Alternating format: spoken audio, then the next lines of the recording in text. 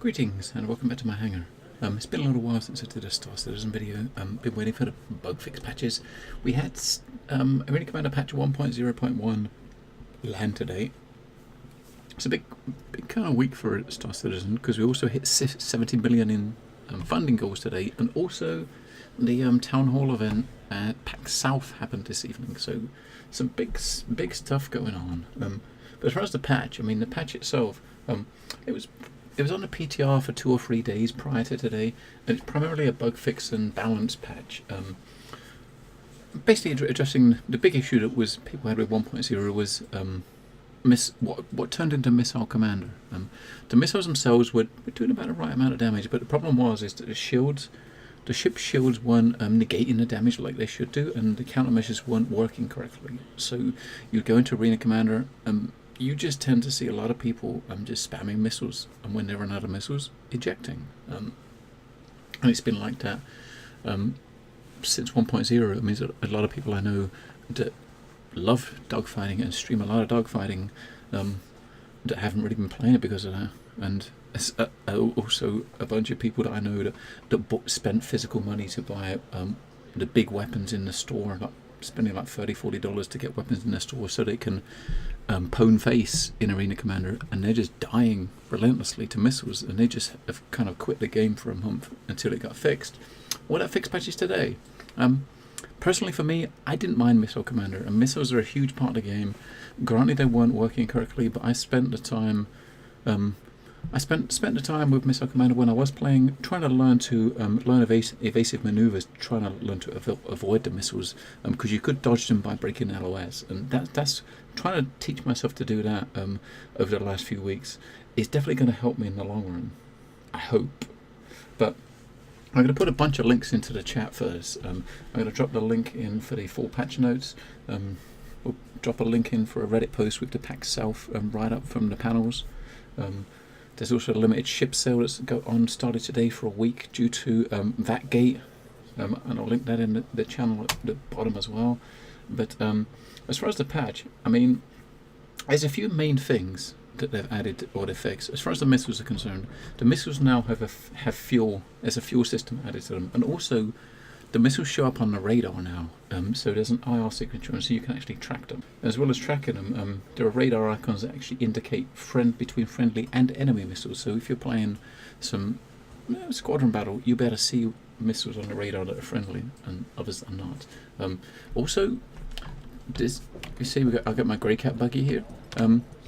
This patch adds the first revision of the paint system. So if we look at the holo table here, I'll show you what I mean.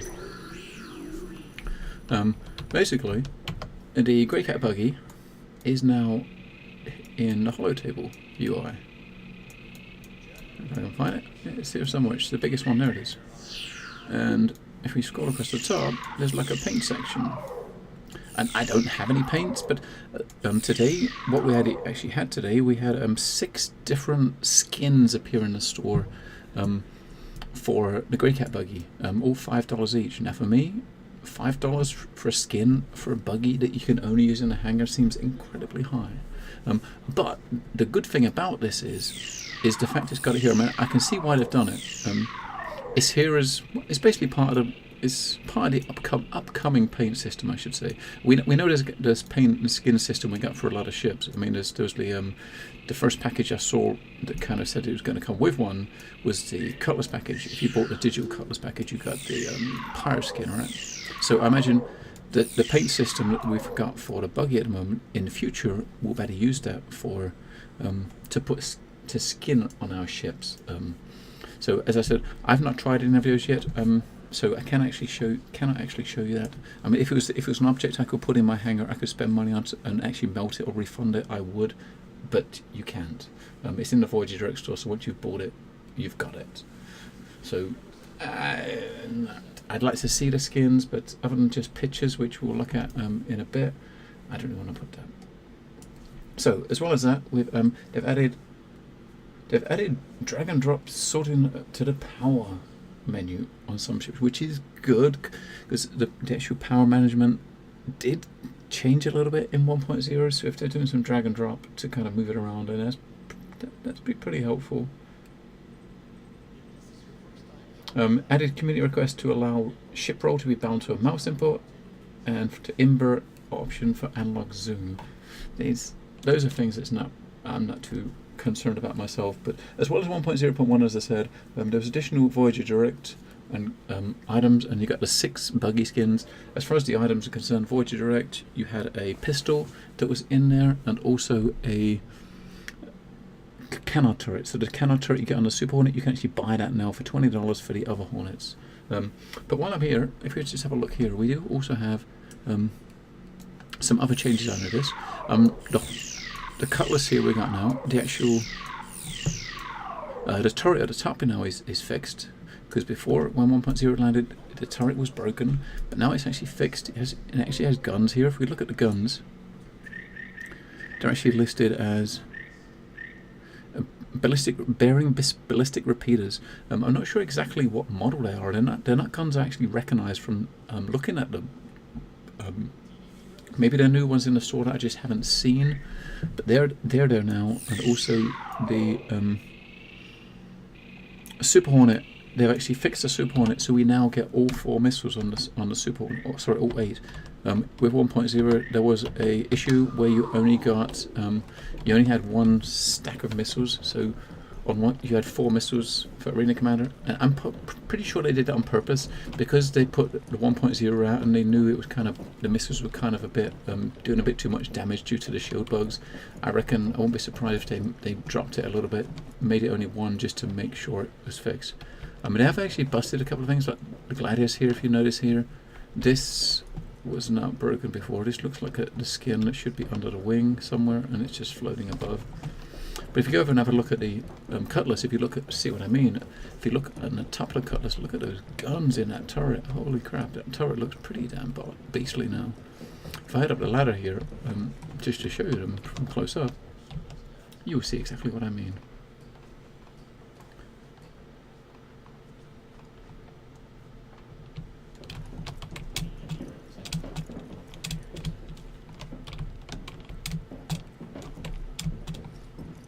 Yeah, so these are 2 these are ballistic repeaters on this turret. I mean, I do like the look of those. Look at them, they are huge. I'm gonna have to try this out again and check it out. I mean, I did get rid of my cutlass. I got it back temporarily. I'm not gonna keep the cutlass. I got it back temporarily when 1.0 came, because they come stock with the Rattler missiles, which are they're like the missiles that basically, when you shoot them, they lock onto a target and they split into six different subparts, and they all go after the target, and it looked pretty cool. And I wanted to try them out, and they're like $18 to buy them in the Voyager Direct store, or which I wouldn't have been able to get it refunded, or I could have got the cutlass back, and then I could play with them, and when I'm done playing with them, I can melt the cutlass, and then they're gone, right? So also as well, with this patch, they've actually fixed the Avenger. The Avenger was put in flyable in 1.0, but the ship had absolutely no mass, so it was incredibly maneuverable, and it was really easy to fly, and it was really easy to use it to avoid missiles, etc.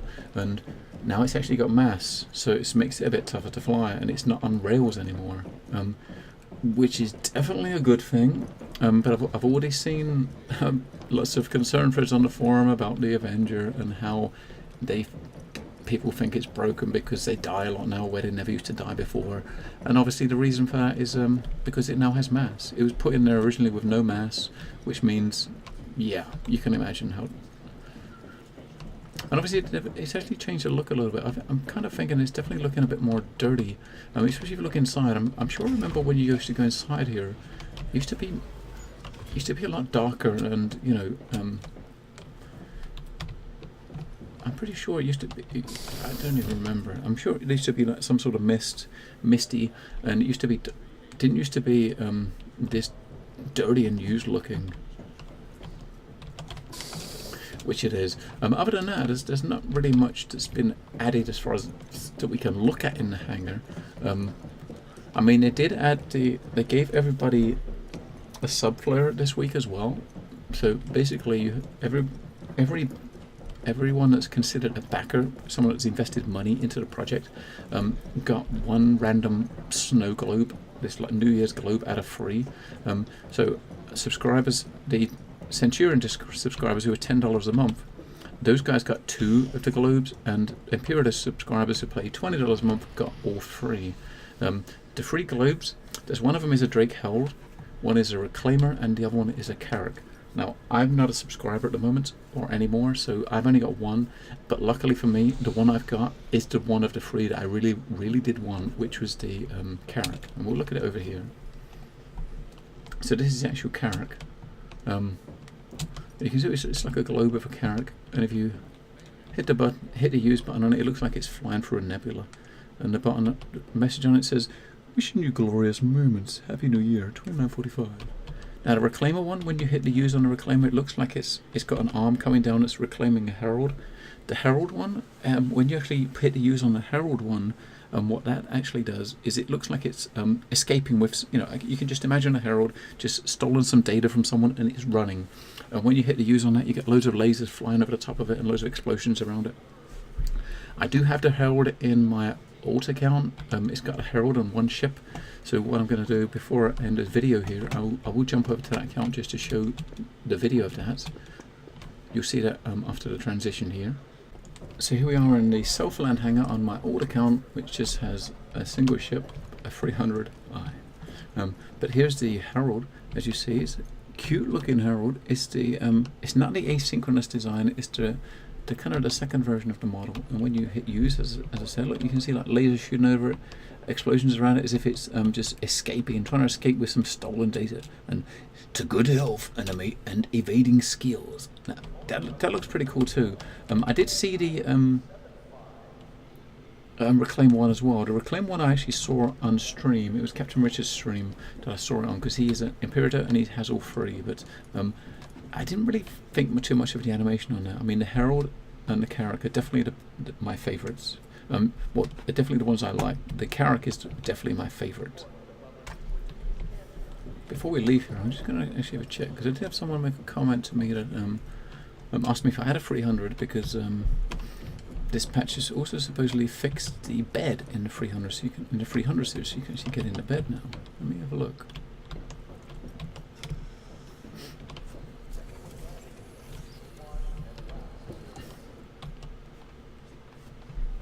Up we get.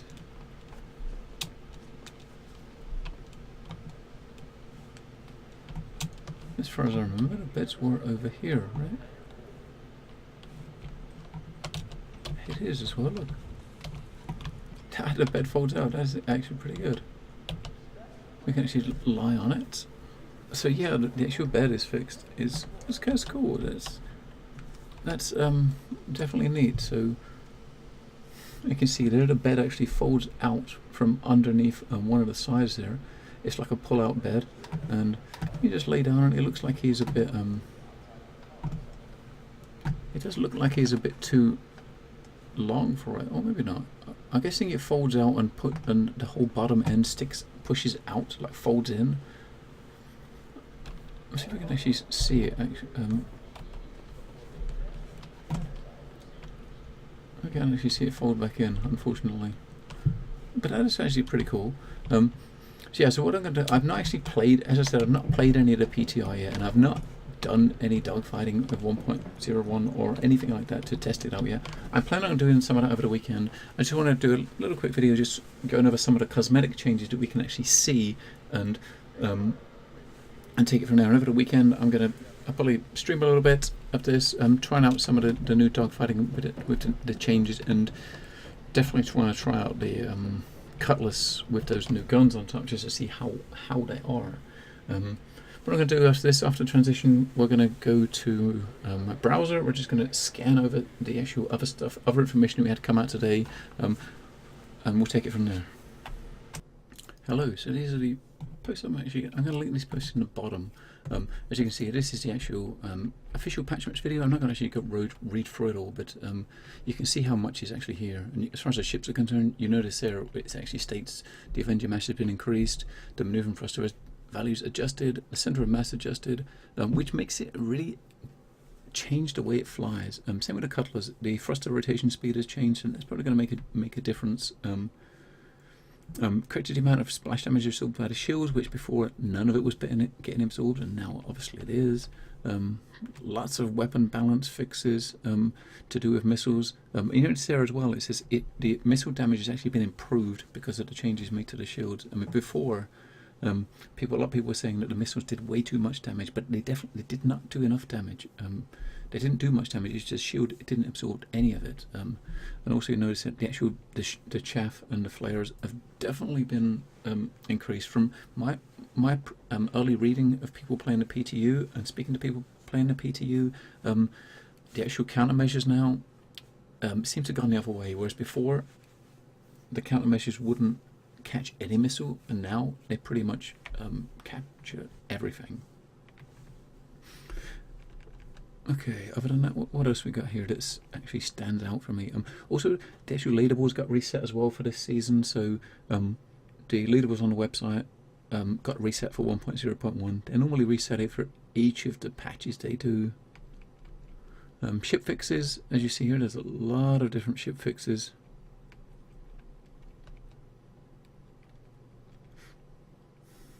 A lot of weapon fixes.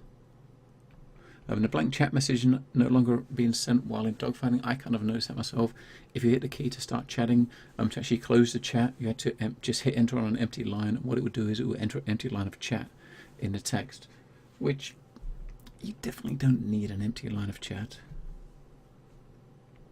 Fix an issue where self-destruction would count as a final kill. Yeah, that wasn't good. That wasn't good, especially when a lot of people were firing missiles and suiciding to respawn. But the big one here for me as well is here, look, fix players being unable to connect to Vandal Swarm co-op. Now, I play a lot of Vandal Swarm co-op, and I will be the first to admit that since 1.0 landed and they added the 3 extra waves, so it's 18 waves now, the Vandal, even on the early waves, they're definitely a lot more deadly than they were before. I mean, I've not been able to get to wave 18 yet on my own solo. I get up to about 13, whereas I could easily get to 15 before with like losing 1, maybe 2 lives. So I'm looking forward to some co-op Vandal Swarm to maybe try to get in with a few people and try to get to 18. Okay. Some cosmetic fixes in the hangars, fixing flickering asteroids. There are quite a few known issues still. And as I said, I'm going to put the full link to these down in the comments underneath for you guys to actually check out if you want to read through them. Now, as I've said, also today we had the Voyager Direct update where we had skins. This is the images of some of the actual skins we had. So basically, there's 6 skins added and weapons. So they've added this, the LH-86 combustion handgun. Since when 1.0 landed, you're actually able to eject in the game, and if you use the mouse wheel, you can pull out a pistol. Not everyone's able to pull out a pistol. Wasn't able to actually figure out the specifics of why some people could pull out pistols and why some couldn't. It's potentially I mean, if I look through my goals, my previous goals, I've got 2 pistols that like to me. One of them was an Arclight 2 pistol, which came with the Super Hornet package, and one of them was another pistol that came in a very early backer reward. And I'm not sure which one of those 2 was the one that was making it so you could actually pull that pistol out. But now we've actually got this on the store. You can buy this pistol, this combustion handgun, for $10. So people that don't have a pistol and want to try out blowing up their Cutlass or their ships in the drone sim can actually do that now. And also, as I said, the actual turret. This is the canard turret that you get on the Super Hornet that was also on the Trainer Hornet. You can actually buy one of these for any of the other Hornet ships for $20. And if you look at the skins now, these skins, as I said, for the Grey Cat are $5 each. We've got a rifle green skin, all-terrain camouflage forest, which looks very similar to the rifle green.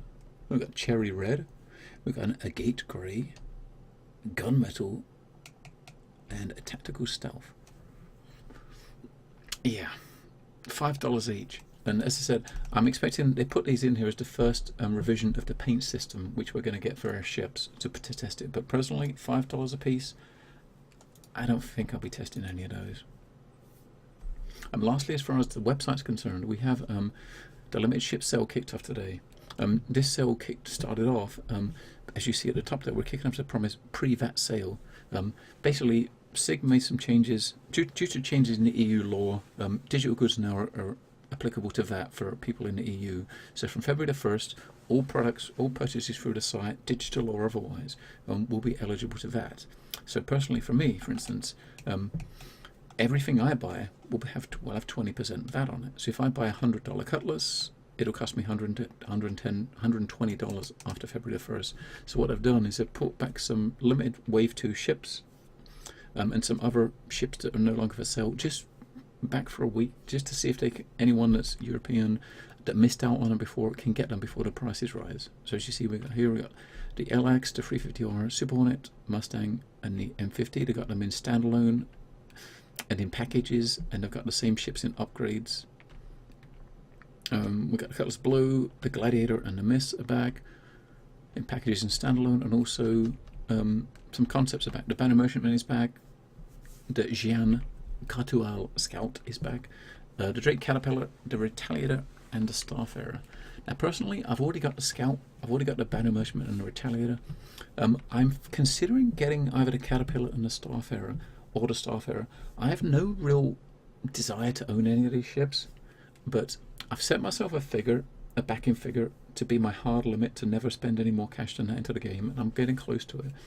So what I was going to do was melt one of my ships, which is the Mustang Gamma, which would give me like $60 back, and then purchase the Caterpillar with the other 185 with new funds, and that'll be my hard limit, what to spend, and that'll give me like a bunch.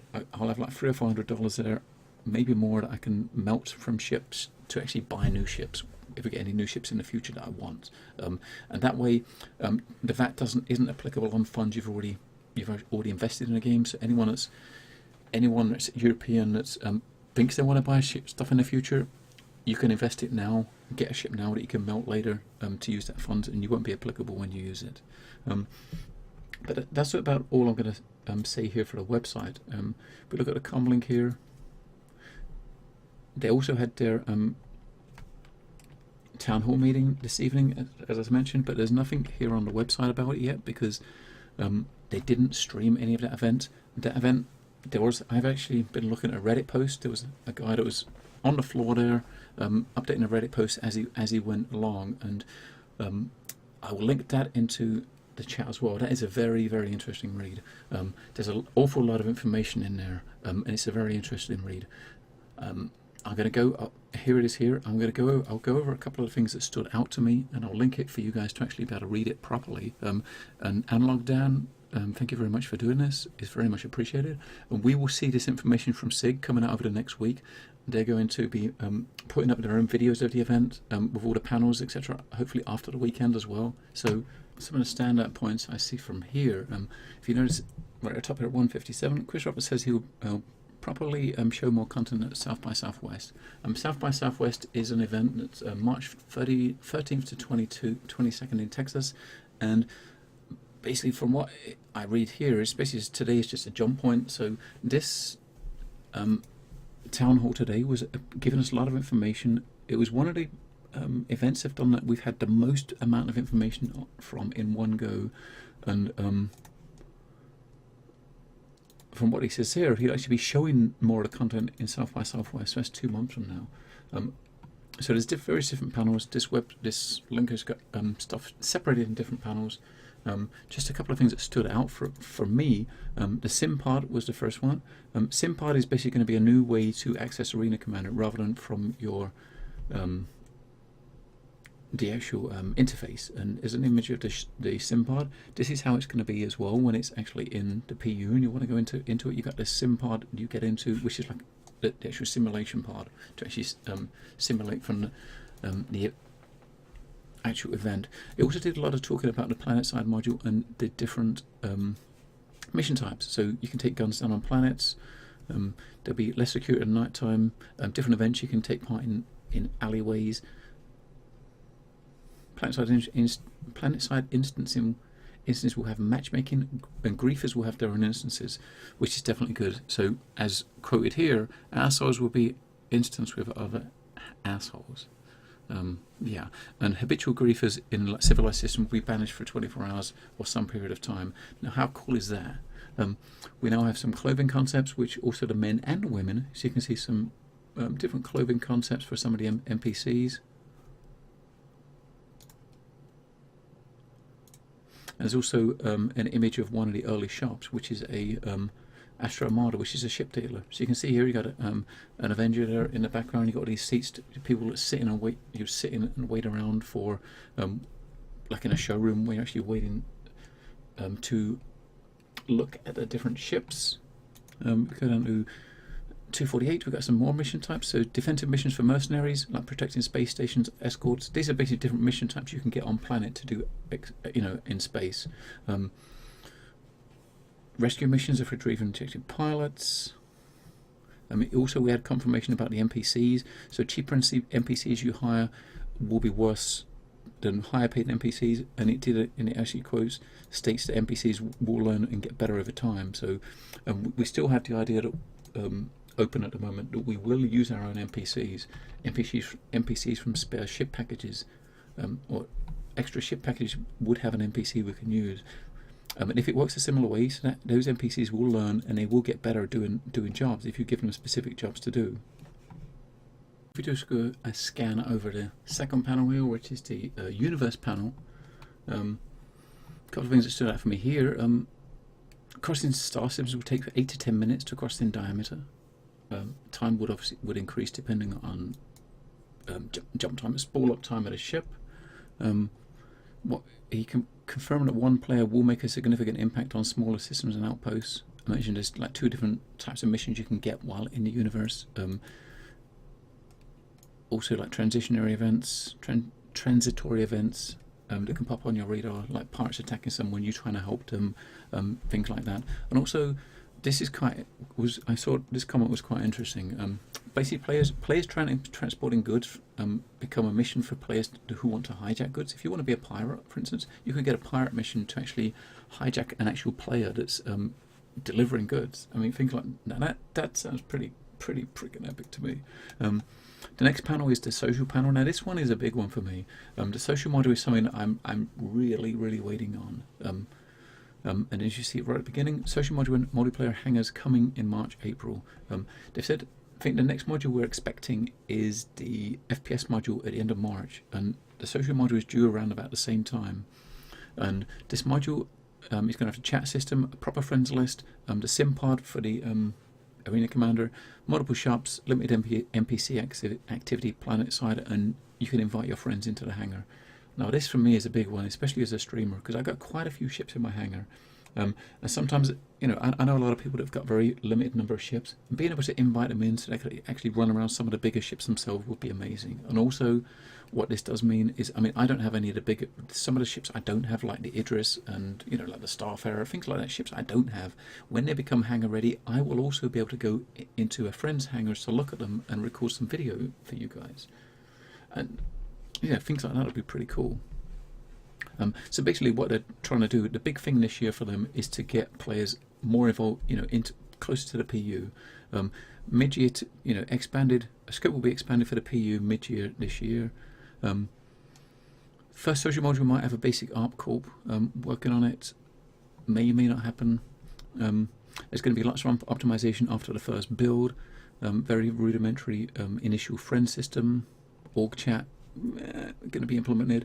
There's going to be 3 different planet-side modules this year. The first one is going to be an ARC Corp, which is going to be the first planet-side location, plus you're visiting your friends' hangars. The second build this year will have more persistence, have a persistent inventory, and you can actually leave the planet.